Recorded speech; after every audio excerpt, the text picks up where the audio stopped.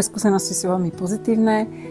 Teraz sa ma práve jedna kolegyňa pýtala, ktorá tiež zvažuje, alebo už pracuje na založení ambulancie, že čo je horšie, to plánovanie a celé to vybavovanie, alebo tie prvé mesiace od zahájenia činnosti, tak určite je toto plánovanie. To plánovanie, vybavovanie,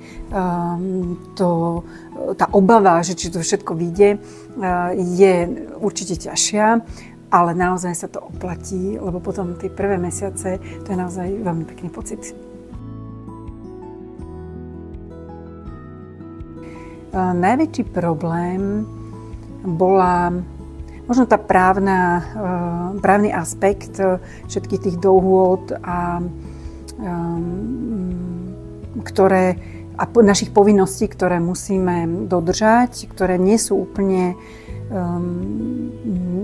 dohľadateľné na internete, dajme tomu, alebo v odporúčaniach a pritom sú všeobecne platné. A tomuto som sa aj dosť venovala, pretože chcela som to mať hneď pri zahájení všetko na poriadku.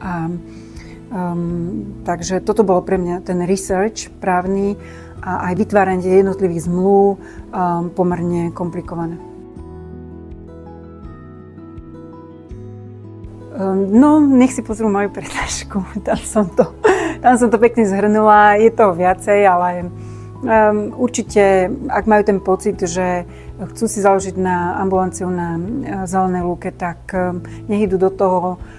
Ten záujem tu je a určite sa to oplatí, pretože tie pravidlá si môžete nastaviť sami.